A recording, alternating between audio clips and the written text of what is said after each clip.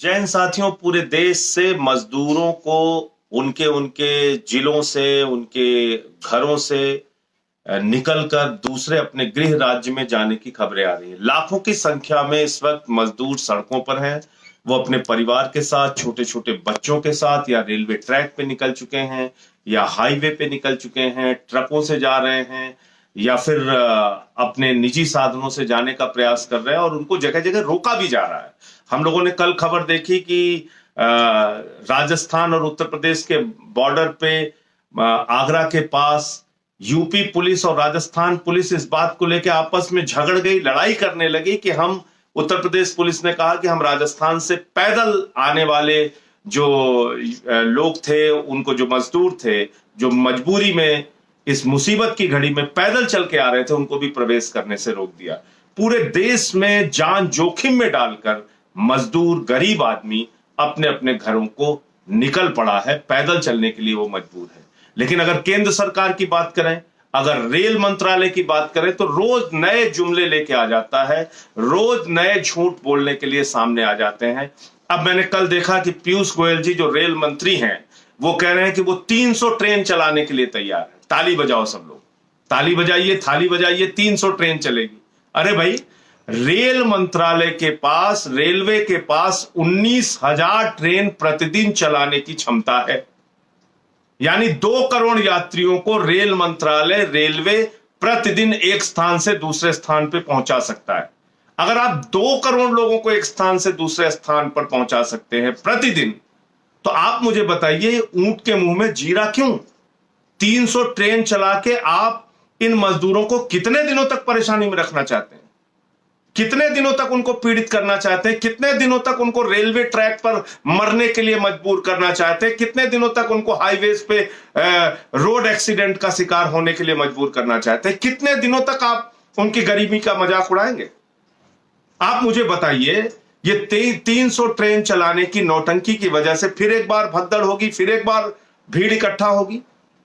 आप सीधे सीधे 19,000 ट्रेन आपके पास है। मैं मानता हूं अगर पूरे हिंदुस्तान में 50 लाख मजदूर भी इस मुसीबत की घड़ी में अपने घर जाना चाहते होंगे, तो एक दिन के अंदर रेल मंत्रालय और पीयूष गोयल और रेलवे, उनका विभाग, एक दिन में सारे मजदूरों को उनके घर पहुंचा सकता है। एक दिन के अंदर। यात्रा के, रेल के चलने में जो समय लगे वो एक अलग विषय है, लेकिन एक दिन के निर्णय में अगर 19,000 ट्रेनों को चलाने का निर्णय ले लिया जाए, और अधिकतम आप सोशल डिस्टेंसिंग का भी खूब पालन कीजिए, 50 लाख मजदूरों को भी, क्योंकि जब यात्री चलते हैं 2 करोड़, तो उसमें तमाम होता है, व्यापारी भी होता है, घूमने जाने वाले भी लोग होते हैं, स्टूडेंट्स भी होते हैं, तमाम तरीके के। इस समय लॉकडाउन की स्थिति है, तो आप ये मान के चलिए कि सिर्फ और सिर्फ मजदूर, गरीब, पीड़ित लोग जो इस समय अपने घर जाना चाहते हैं, उनकी संख्या अधिकतम 50 लाख से ज्यादा नहीं। और अगर रेल मंत्रालय चाहे तो 19,000 ट्रेनें उसके पास एक दिन चलाने की है, वो एक दिन में सारे मजदूरों को उनके घर पहुंचा सकता है। लेकिन नहीं करेगा।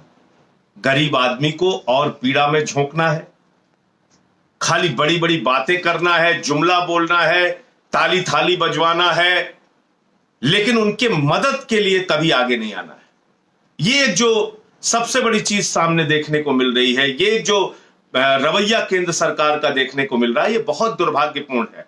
हवाई जहाज से आप विदेशों से लोगों को बुला सकते हैं, चलिए आपने बुलाया, अच्छी बात है, जो भारतीय विदेश में फंसे थे।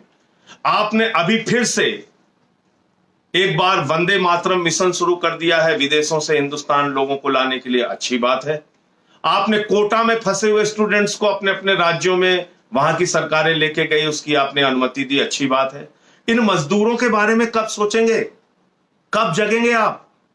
16 लोगों की ट्रैक पे जान चली गई औरंगाबाद में, 42 लोगों की रोड एक्सीडेंट में जान चली गई। उनके लिए आपके पास पैसा नहीं है, उनके लिए कोई योजना नहीं है। 68,000 करोड़ रुपए नीरव मोदी, मेहुल चौकसी जैसे 50 पूंजीपतियों का, ये मजदूरों को जब पैकेज देने की बात आती है, पैसा देने की बात आती है, तो सरकार हाथ खड़े कर लेती है। ये कैसी सरकार इस देश के अंदर चल रही है? आप मुझे बताइए, एक व्यक्ति पे अगर 1,000 रुपए का भी खर्चा आप मान लीजिए, और मान लीजिए कि 50 लाख मजदूर अपने घर जाना चाहते हैं, तो कितना खर्चा आएगा? मात्र 500 करोड़ रुपए। पीएम केयर्स में हजारों करोड़ रुपए लोगों ने चंदा दे दिया है। 30 लाख करोड़ रुपए का देश का बजट है, देश की सरकार का बजट 30 लाख करोड़ रुपए है। उस 30 लाख करोड़ रुपए में से 500 करोड़ रुपए का पैकेज भी इन गरीब मजदूरों के लिए नहीं निकल सकता है। इन गरीब मजदूरों को उनके घर पहुंचाने के लिए 500 करोड़ का इंतजाम सरकार नहीं कर सकती है। वो सरकार जो गुजरात के अंदर 190 करोड़ रुपए का रूपानी मुख्यमंत्री के लिए जहाज खरीदती है, 190 करोड़ रुपए का जहाज खरीदने का पैसा आपके पास है, अनाप शनाप खर्च करने का पैसा आपके पास है, हजारों करोड़ रुपए लुटाने बहाने का पैसा आपके पास है, 68,000 करोड़ रुपए पूंजीपतियों का माफ करने का पैसा आपके पास है। इन लाखों मजदूरों के लिए जो पैदल चलने के लिए मजबूर हैं, जिनके पैर में चप्पल नहीं है, छोटे छोटे बच्चों को लेके वो लोग चल रहे हैं, नमक रोटी खा के चल रहे हैं, चटनी रोटी खा के चल रहे हैं, रास्ते में उनकी जान चली जा रही है, उनके लिए 500 करोड़ रुपए का इंतजाम ये सरकार नहीं कर सकती है। और मुझे तो समझ में नहीं आता कि किस तरह से घोषणाएं करती है ये सरकार। रेल मंत्री, मेरी गणित समझा दे रेल मंत्री जी, वो अपने आप को कहते हैं वो सीए हैं, बहुत पढ़े लिखे हैं, मुझे जरा समझाइए। मैं एक वीडियो दिखा रहा हूं, आप सूरत से आने वाला मजदूर है, इसको सुन लीजिए, आप सुनिए। सूरत से क्या करते थे आप? वो कपड़ा बिनाई करता हूँ। आपका टिकट कितने का है? 650 का। तो 150 रुपए ज्यादा? हाँ, 150 रुपए ज्यादा लिया, वो दलाल लोग लिया है, तो टिकट दिया नहीं, टिकट नहीं लिया, और रात भर हम लोग। अब देखिए, ये सूरत से जामो, जामो पड़ता है अमेठी में, ये सूरत से जामो आने वाला यात्री है, मजदूर है, मजबूर है, गरीब आदमी है, जिसने 650 रुपए का टिकट कटवाया, सामान्य दर्जे का टिकट। 650 रुपए के टिकट पे 150 रुपए वो बता रहा है कि दलाली देनी पड़ी, 800 रुपए इसको टिकट देना पड़ा। पीयूष गोयल जी, आप जरा मुझे बताइए, आप कहते हैं आपने 85% किराया माफ कर दिया, तो क्या सूरत से अमेठी का टिकट 4-5 हजार रुपए है क्या? अगर आप 15% किराया ले रहे हैं मजदूरों से, वैसे तो इसे राज्य सरकार को देना चाहिए, मान लीजिए योगी जी ने नहीं दिया, अगर मजदूरों से ही आपने 15% लिया तो 650 रुपए कैसे लिया? किस गणित के हिसाब से लिया?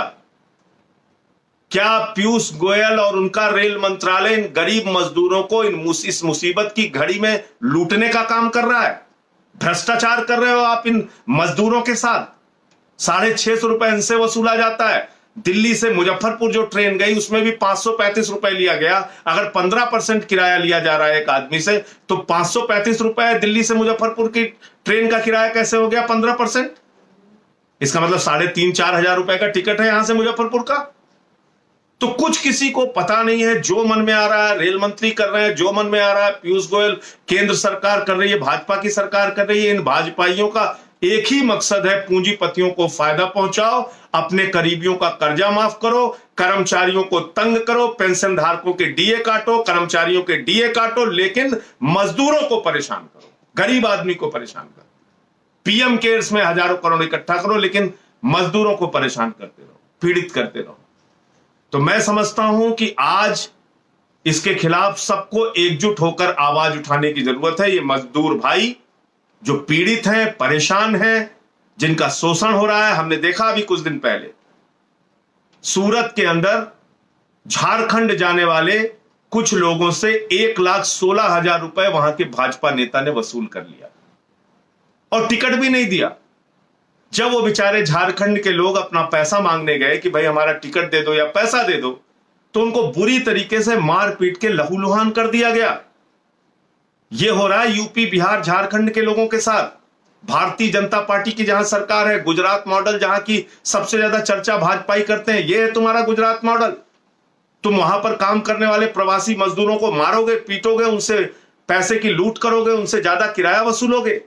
ये दलाली खाने का काम भाजपाई कर रहे हैं गुजरात के अंदर। तो ये देखने को मिला और मैं आप लोगों से निवेदन करूंगा कि पूरे देश में इस संवेदनहीनता के खिलाफ आवाज उठाइए, केंद्र सरकार के खिलाफ आवाज उठाइए और उनसे अपील कीजिए कि इन मजदूरों को उनके घर पहुंचाने का इंतजाम किया जाए, उनके घर पहुंचाने का इंतजाम किया जाए।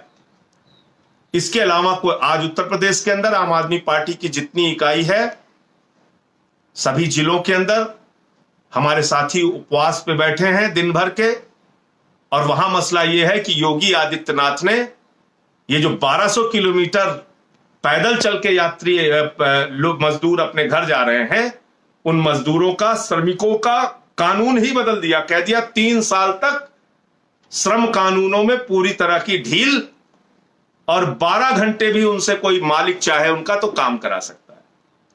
अब आप मुझे जरा बताइए कि एक तरफ तो वो बेचारे इतने मजबूर हैं कि 1200 किलोमीटर, 1000 किलोमीटर, 800 किलोमीटर पैदल चल के जा रहे हैं, और उन्हीं श्रमिकों के खिलाफ भाजपा सरकार की ये सोच है, योगी बाबा की ये सोच है कि उन्होंने श्रम कानूनों में बदलाव कर दिया। मध्य प्रदेश के अंदर, उत्तर प्रदेश के अंदर 3 साल के लिए श्रम कानून स्थगित कर दिए गए। गजब हाल है। आपको कोई और नहीं मिला शोषण करने के लिए, सिर्फ मजदूर, पीड़ित करने के लिए सिर्फ मजदूर, सड़क पे मरने के लिए सिर्फ मजदूर, पटरी पे मरने के लिए सिर्फ मजदूर, और कानूनों में बदलाव, उनका शोषण करने के लिए सिर्फ मजदूर वर्ग आपको मिला। तो ये हमारे जो ढोंगी बाबा हैं उनकी एक नापाक कोशिश है, जिसके खिलाफ आज उत्तर प्रदेश की हमारी पार्टी की इकाई हर जिले में उपवास कर रही है और ज्ञापन भेज रही है योगी आदित्यनाथ को। आप सभी साथियों के जज्बे को सलाम है। हम मजदूरों की आवाज उठाते रहे हैं, उठाते रहेंगे। बिहार के साथियों से भी कल चर्चा हुई है। बिहार के साथी भी अपने अपने जिले के अंदर लोकतांत्रिक ढंग से अपने घर पर ही बैठ के अपना विरोध दर्ज कराएंगे, और नीतीश कुमार की सरकार को इस बात के लिए मजबूर करेंगे कि जो मजदूर मजबूरी में, गरीबी में, आर्थिक तंगी के कारण फंसे हैं दूसरे राज्यों में और वो बिहार आना चाहते हैं, अपने घर आना चाहते हैं, उनको बुलाने का इंतजाम बिहार की नीतीश सरकार करे। इस बात के लिए वो लोग भी अपने स्तर पर प्रयास करेंगे, आंदोलन करेंगे। मैं आप सबको निवेदन करता हूं, विनती करता हूं पुनः कि आप लोग इन मजदूरों की, इन मजबूरों की, इन गरीबों की आवाज को बुलंद करें। जय हिंद, इंकलाब जिंदाबाद।